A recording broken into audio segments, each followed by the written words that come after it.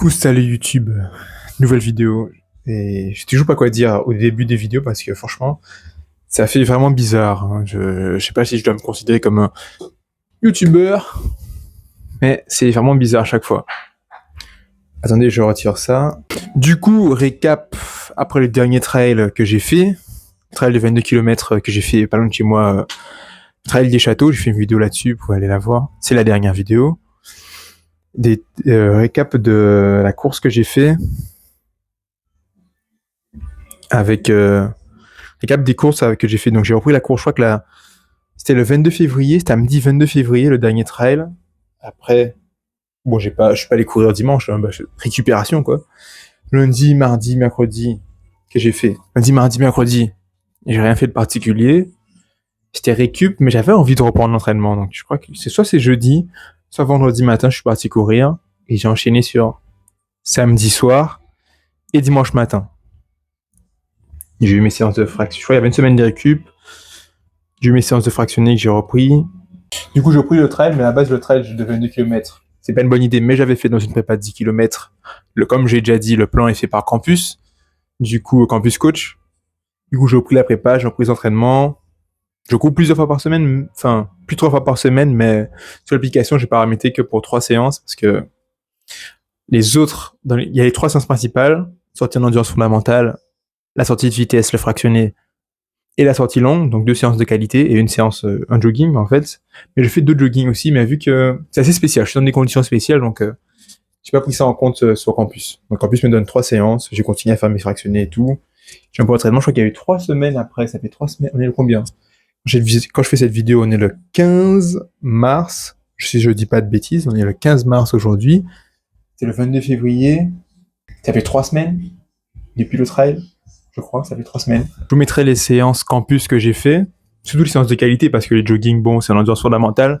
C'est pas très important pour vous, je dirais, je pense. C'est les séances de qualité qui sont intéressantes de voir. Les 3 séances que j'ai fait après, du coup 3 semaines après que j'ai fait, là je parle des séances de vitesse. 3 séances de vitesse que j'ai fait, proposées par campus que j'ai fait après le trail, j'ai eu un 5 fois 6 minutes à mon allure 10 km, donc 6,46 environ, 6 minutes 46 au kilomètre. Après, j'ai eu un 2 fois 15 minutes, bien sûr, il y a toujours 1 minute 30 ou 2 minutes environ de récupération. Et après, cette dernière semaine, c'est récemment, j'ai eu ma séance de test du 10 km, j'ai fait 18 minutes. D'ailleurs, je vais revenir sur ces séances-là parce que c'est passé des dingueries. Donc là, je fais une sorte de récap de tout ce que j'ai fait. J'ai fait un 18 minutes, c'est ma dernière séance mercredi dernier, 18 minutes à mon allure 10 km.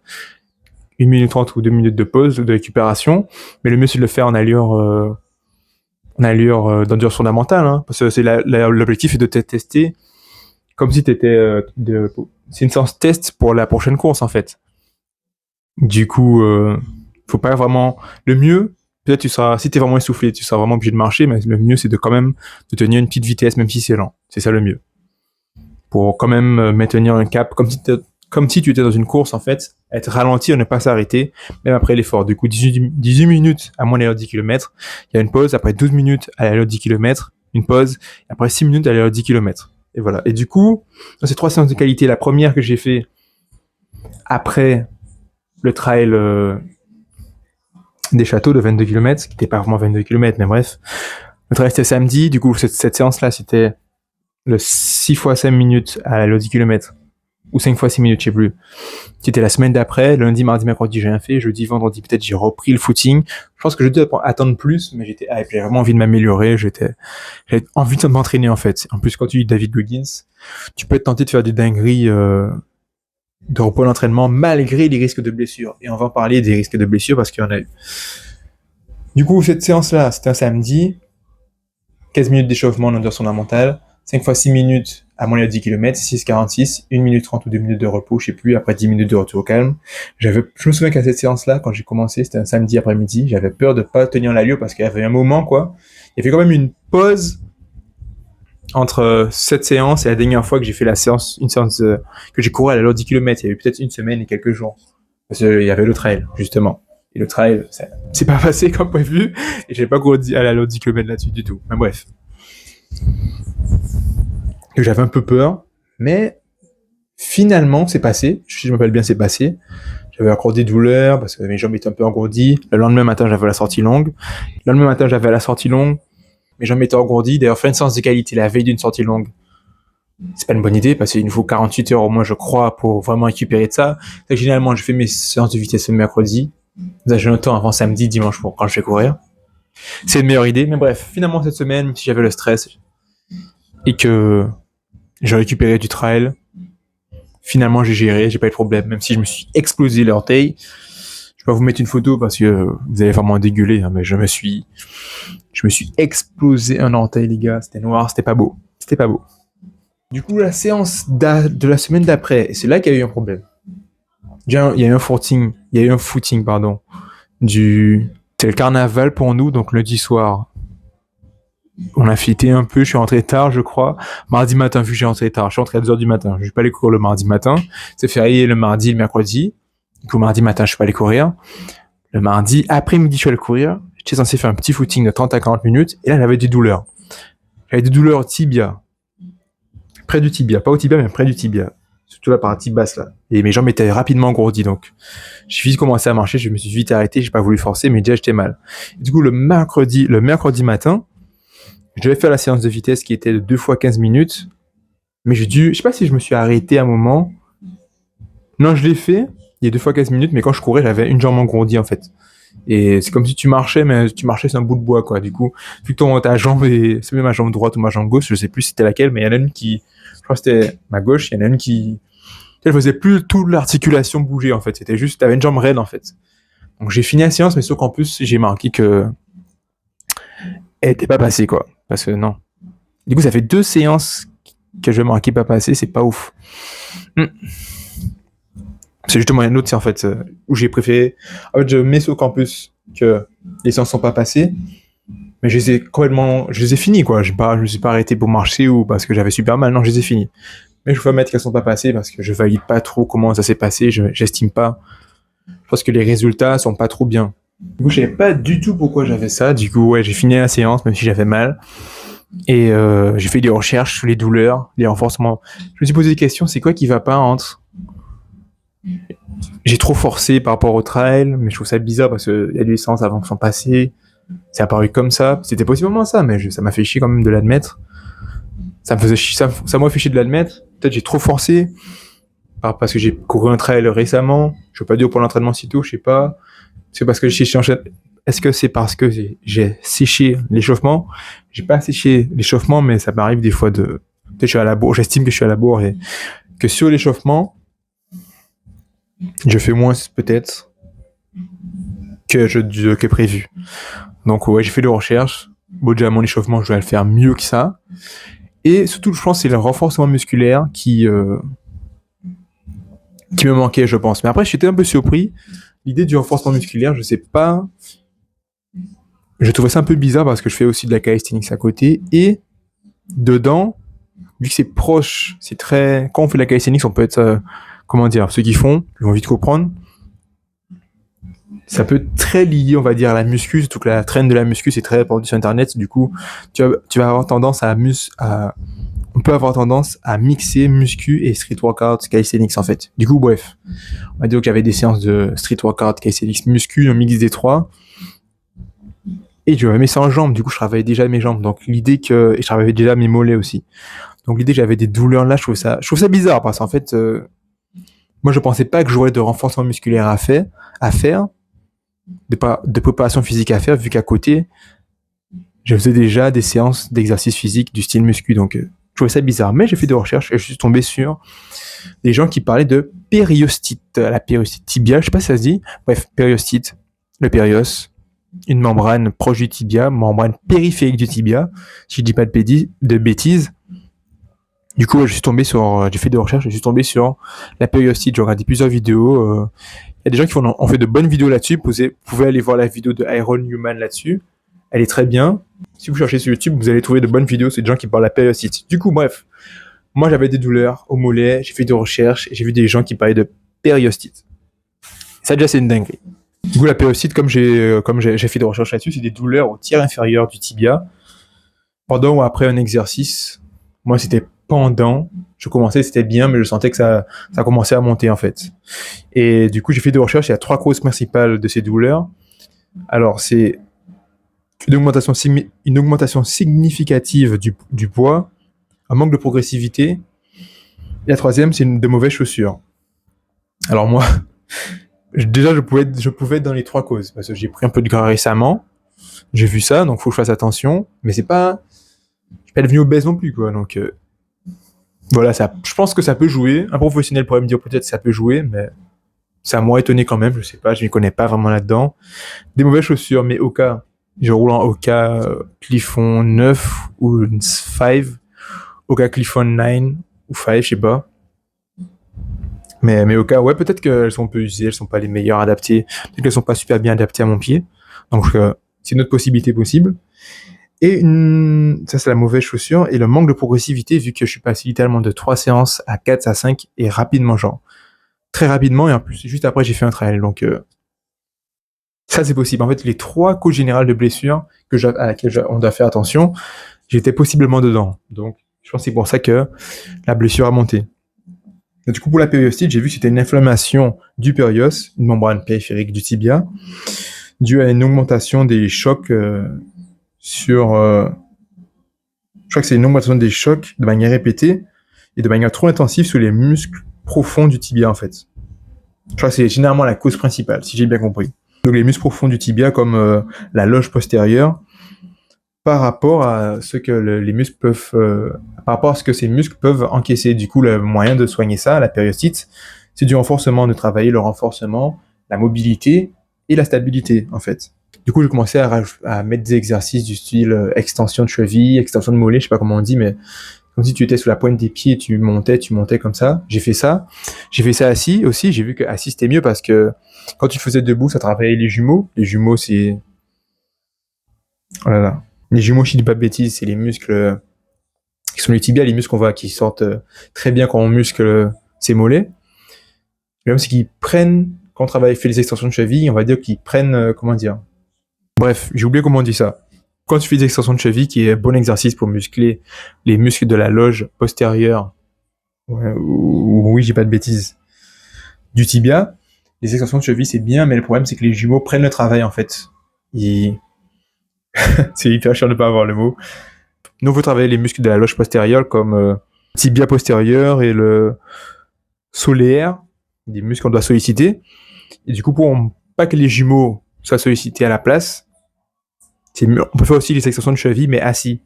Et du coup, tu mets quelque chose, tu peux mettre une charge sur tes genoux. C'est mieux d'aller à la salle si vous n'avez pas d'équipement. Vous pouvez acheter du matos, vous pouvez mettre un sac. Moi, par exemple, je mettais des disques et tout. Des disques et des poids. J'ai des poids chez moi, donc j'ai des disques de 10 kg, je mets sous mes genoux. Et je travaille mes extensions de cheville comme ça. Ça, c'est très bien pour muscler les muscles. C'est très bien pour muscler les muscles de la loge postérieure du tibia. J'ai vu. Donc, avec une charge, c'est encore mieux. On peut aussi travailler les fléchisseurs de ses orteils, hein. Tu prends ton pied. Bon, j'ai pas de vidéo, mais tu peux travailler c'est un exercice où tu travailles les muscles de ton pied et tu resserres un peu. Tu mets une serviette en bas de ton pied et tu resserres le pied pour tenir comme si tu voulais attraper quelque chose avec ton pied, en fait. C'est bon pour la stabilité aussi. Les muscles fléchisseurs des orteils et du gros orteil, c'est des muscles très bons pour la stabilité. On peut faire des exercices, on peut faire des exos de stabilité statique. Par exemple, vous mettez sur une seule jambe. Vous pouvez aussi transformer ça en donner ça un côté plus dynamique. Donc, faire des sauts sur une jambe ou faire des pistol squats, ceux qui se musclent les jambes en même temps. C'est des exercices très bien. Du coup, voilà, moi, dans mes séances jambes que je faisais déjà en street workout, j'ai mis ces exercices-là pour combler la périostite. Et bien sûr, on peut aussi faire des étirements de la cheville, le plus possible, de tous les sens possibles, ou des massages. Pour les étirements de cheville, en fait, l'objectif, c'est de recruter la cheville dans la plus grande amplitude possible et le plus souvent possible, en fait. Du coup, le mieux pour faire ces exos-là, c'est soit avant ou après vos séances de course à pied. Avant, quand vous vous échauffez, vous travaillez votre cheville, ou quand vous rentrez d'une course, vous travaillez votre cheville. Aussi, vous faites aussi de la muscu à côté, par exemple, vous travaillez vos jambes, ben vous rajoutez ça dans vos leg day, en fait. Dans vos séances de jambes.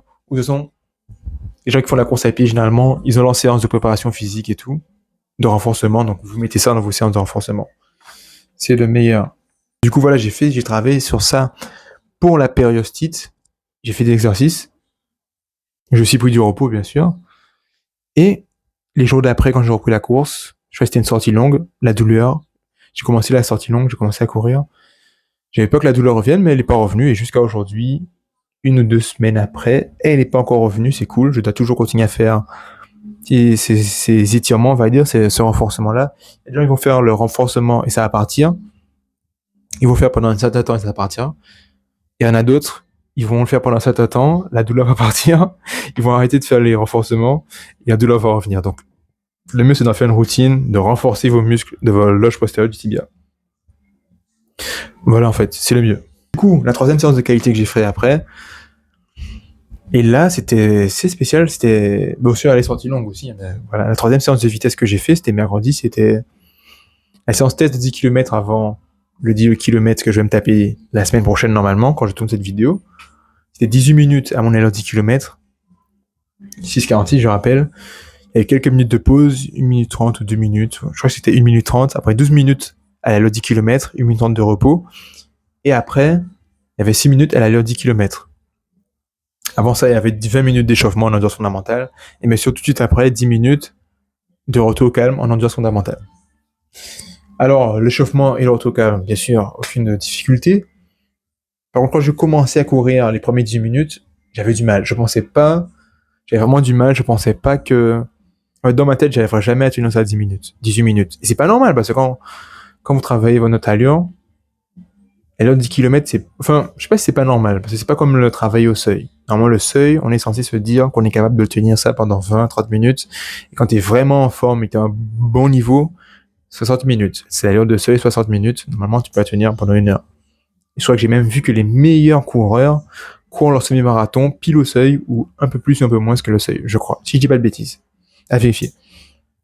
Mais du coup, le seuil, c'est relativement dur. L'allure 10 km, plus difficile que le seuil, mais je crois, si je dis pas de bêtises, quand j'ai commencé la séance, les 18 minutes à courir là, j'étais vraiment dans le mal, mais plus, pas physiquement, mais mentalement en fait. Je pensais pas que je pourrais tenir 18 minutes. Bien sûr, comme toutes les séances de course à pied, en fait, à un moment, vous êtes dans le dur, vous êtes dans le dur, ça monte, mais on s'adapte en fait, surtout notre respiration, ça nous donne un rythme, un bon rythme, et on atteint une sorte de sweet spot où on arrive à tenir dans la durée. Et c'est ça qu'après tu finis la séance, c'était en mode tu t'es bien amusé en fait, parce que ta tenue c'était relativement dur, assez pour que tu réussisses en tout cas, donc tu kiffes d'avoir fourni l'effort. Mais c'était une séance. Du coup à la fin je me suis senti content d'avoir fini la séance, mais non, celle-là j'ai pas dit par contre sous campus que je l'avais pas validée, non. Du coup ça fait une seule séance que j'ai pas validée, mais ouais je l'ai trouvé vraiment dur, j'avais du mal. En plus j'avais qu'1 minute 30. J'avais du mal à respirer vers la fin des 18 minutes. Après, j'avais qu'1 minute 30 de récupération que je suis pas censé, pendant cette récupération, je suis pas censé m'arrêter au marché, je suis censé courir quand même en endurance fondamentale, et j'ai pas réussi. C'est sur les 2 autres blocs de récupération que j'ai réussi, mais la première fois, c'est pas passé du tout, j'étais vraiment dans le mal. Après, avec 12 minutes, je pensais pas que je pouvais tenir 12 minutes, mais je l'ai fait. Et les 6 minutes, bon, après, c'était facile. Mais le début de la séance, j'étais vraiment dans le rouge, c'était vraiment une dinguerie. Là, demain, j'ai la sortie longue. C'est comme si j'avais fini la prépa de 10 km fait par campus. Le plan d'entraînement 10 km fait par campus. Donc l'objectif, c'est 1h07, je crois. Oui. Je ferai une vidéo, bien sûr, sur le retour du 10 km et ce que j'en pense pour la suite. Il y a un beau bateau là-bas. Il y a un super bateau. Oui, parce que depuis ma chambre, j'ai une vue sur la mer. Et bon, du coup, ouais, je sais pas si j'ai des peurs pour ce test de 10 km que je vais faire. 1h07, c'est pas un chrono incroyable, mais je me demande si je vais réussir à tenir cette allure qui est vraiment difficile pour moi sur 10 km en fait.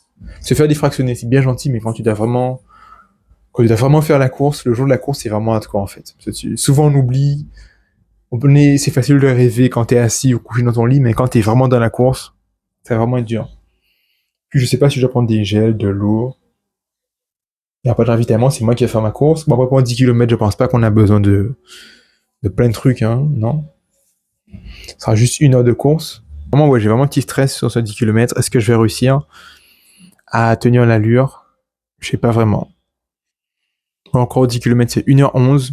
1h11 à 1h07, normalement, je devrais pouvoir le faire.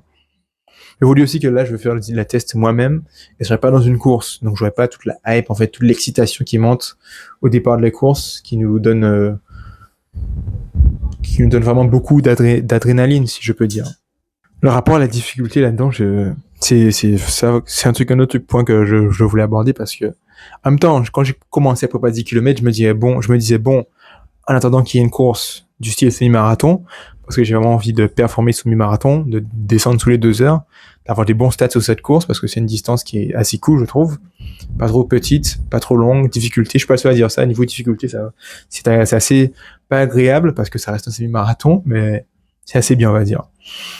Du coup, moi, j'étais en mode, bon, je fais une fois 10 km, ça va être facile, mais non. Ça va pas être facile du tout, parce que c'est vraiment intense, en fait. Du coup, je sais pas, j'ai quand même un petit stress. Est-ce que je vais réussir à le faire? Est-ce que je vais faire à la fin, je vais pas ralentir, même la moitié? Peut-être aux 3 km, je vais flancher, peut-être ça sera 5 km, peut-être ça sera 7 km, je sais pas. Mais de l'autre côté, c'est bien. Parce que ça veut dire que là, je fais quelque chose que j'ai jamais fait. Je peux juste m'entraîner pour un semi-marathon, alors que j'ai déjà fait un semi-marathon. Mais le fait de préparer un 10 km, ça change vraiment. C'est encore une fois une occasion de sortir faut que j'articule. C'est encore une fois une occasion de sortir sa zone de confort. Du coup, c'est une bonne chose. Et je vais vraiment apprendre des choses là-dessus sur ma manière de courir. Je sais pas. Donc je suis vraiment excité de... En même temps, ça fait flipper en fait. En même temps, je me dis putain, mais en fait là, je vais faire un autre truc difficile en fait. C'est bien. Je suis même sur la course à pied, mais j'ai pas envie de... Comment expliquer ça? J'ai pas envie de faire tout le temps la même chose, en fait, de rester sous mes acquis. Bon, tu restes pas sous tes acquis, parce que même si tu refais une même distance, tu essaies d'aller plus vite cette fois-ci. Quand une allure est maîtrisée, je pense, bah, tu essaies d'aller plus vite en fait. Mais quand j'ai commencé la prépa pour mon semi-marathon, j'avais pas encore fait de course. Du coup, c'était vraiment un challenge extrême pour moi, tu vois. C'était vraiment difficile, c'était vraiment une dinguerie. C'était vraiment que le jour de la course, c'était vraiment un jour incroyable. Il y avait la pression de ouf. Et là, c'est cool parce que même si c'est un test de 10 km, j'arrive à reconstruire cette sorte de pression. Faut que ce soit vraiment important. Faut que ce soit un vrai challenge en fait. Sinon, ça vaut pas le coup. Tu vois, donc c'est ça. Du coup, c'est tout ce que j'avais à dire sur ça, sur mon retour, sur ces courses. Je vous mettrai les séances que j'ai fait à l'écran, je crois. Ouais, normalement. Tout ce que j'avais à dire sur le retour des sorties que j'ai fait après le trail de 22 km. J'ai repris l'entraînement. Il y a des douleurs, il y a eu des problèmes. Faut que je m'en renforce. Faut pas que je néglige le renforcement musculaire. Ah oui, un autre point que j'ai pas abordé, c'est l'endurance fondamentale. Putain, j'ai failli oublier ce point-là. Pourtant, j'avais noté. L'endurance fondamentale. Ces derniers mois, vu que j'ai augmenté mes séances, je me suis rendu compte que j'avais du mal à tenir l'endurance fondamentale, en fait. Mes BPM montaient super vite. Bon, après, sous notre montre cardio, ils mettent les zones d'intensité. Tu vois, quand t'es en zone 2, en zone 3, il y a des couleurs et tout, vert, jaune, orange, rouge, bref. Voilà. Mais c'est fait à partir de calculs et de tests sur d'autres athlètes, mais ça correspond pas forcément à nos zones d'allure. Donc, faut pas trop, pour savoir si t'es en endurance fondamentale, faut pas à 100% te fier à ta montre, en fait. C'est Nico de Running Addict, il conseille vraiment de se fier à soi, de se fier à ses ressentis. Il y a des manières de savoir ça. Par exemple, il parle souvent pour savoir si tu es en endurance fondamentale, en zone 2, il conseille est-ce que tu arrives à courir et à parler en même temps? Si tu arrives à faire ça, c'est que tu es en zone 2. C'est un bon conseil de faire ça. J'y arrive. Il y a eu des fois, j'ai eu des difficultés, mais on va dire que relativement, j'y arrive. Donc, voilà. C'est un bon test. Et du coup, ouais, moi, je me fie à ma montre, mais si je me fie à ma montre, les BPM montent, je suis rapidement dans la zone 3, la zone où en jaune, je crois, sur la montre Coros. Juste là. Et du coup, j'avais pas été en endurance fondamentale. J'avais pas du tout... Enfin, c'est pas que j'avais pas du tout, mais c'était louche. C'était toujours dans les 150 BPM, ça montait à 156, 157, 158, ça redescendait. Ça faisait un yo-yo bizarre, je comprenais pas. Du coup, j'étais obligé de rester très bas dans les 9 minutes de kilomètre, des fois, c'était très lent. C'est pas c'était la marche rapide pour rester dans la bonne zone d'allure. Donc déjà, pour contrer ça, j'essaie de moins regarder ma montre et plus y aller au ressenti, sans courir comme un malade non plus, parce qu'il y en a dans leur tête. J'ai déjà vu ça. Je sais qu'il y en a d'autres qui ont vu ça ou qui ont fait ça. Ils se disent, on commence à courir plus vite et vu qu'au ressenti c'est cool, de notre tête ça passe. Allez, mais non, tes BPM montent, tu quittes l'endurance fondamentale. Donc, il suffit pas de se dire, bon, je vais vite, et le ressenti passe, et du coup, ça passe. Je suis en endurance fondamentale. Non, ça fonctionne pas comme ça. Mais je cours plus au ressenti, je reste calme, posé, je regarde moins ma montre. Je fais tout ça ma respiration. Si j'avais à parler en même temps, c'est une bonne nouvelle. Par contre, et une fois, il y a une sortie longue, une des dernières sorties longues que j'ai fait, j'ai dit, bon, je vais pas respirer. D'habitude, je respire toujours en expirant par le nez, en expirant par la bouche, mais là, je vais rester concentré, calme, et je vais respirer par le nez. Et là, quand j'ai commencé à respirer par le nez durant ma sortie, j'arrivais à accélérer, à redescendre à des fois 8-20. Alors que normalement, Secouros, ils me disent mon endurance fondamentale est entre 8, 30 et 9 minutes de kilomètre. Là, des fois, j'arrivais à redescendre à 8, 20 et mes BPM restaient bas entre 130, 140, 150, 151 maxi. Et mes dernières séances, c'était ça en fait. Mes dernières séances, c'était ça.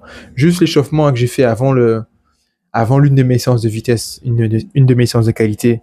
La dernière, justement, j'ai vu que mes BPM étaient assez hauts. Donc, j'avais fait une séance la veille.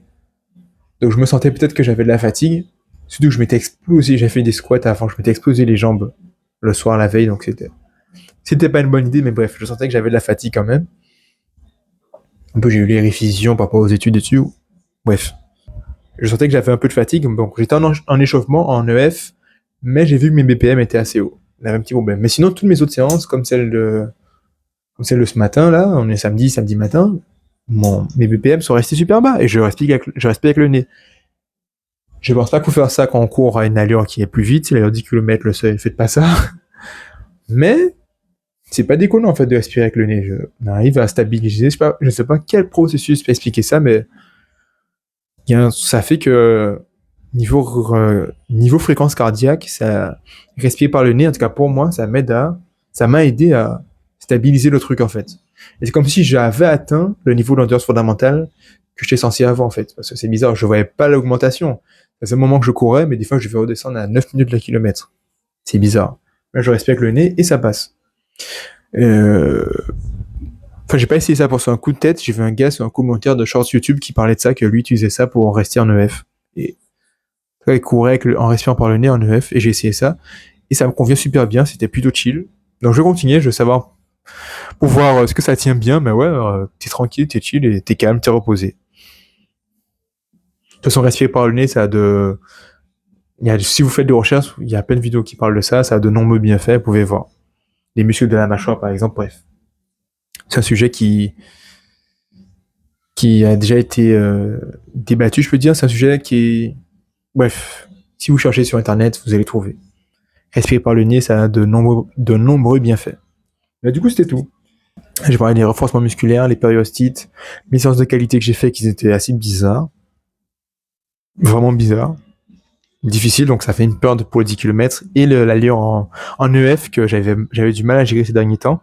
Et là, en courant avec le respirant par le nez, ça va, c'était plutôt chill. Donc je vais continuer ça. Voilà, c'était tout. Et du coup, la semaine prochaine, je fais mon test 10 km pour savoir. Objectif 1h07, normalement. Donc, si je dis pas de bêtises, 1h09 ou 1h07, je sais plus. Non, 1h07, je crois. Ça va être chaud en vrai, mais on va voir. Et je ferai une vidéo de récap sur tout ce que je peux conclure de ces résultats sur 10 km. Ok.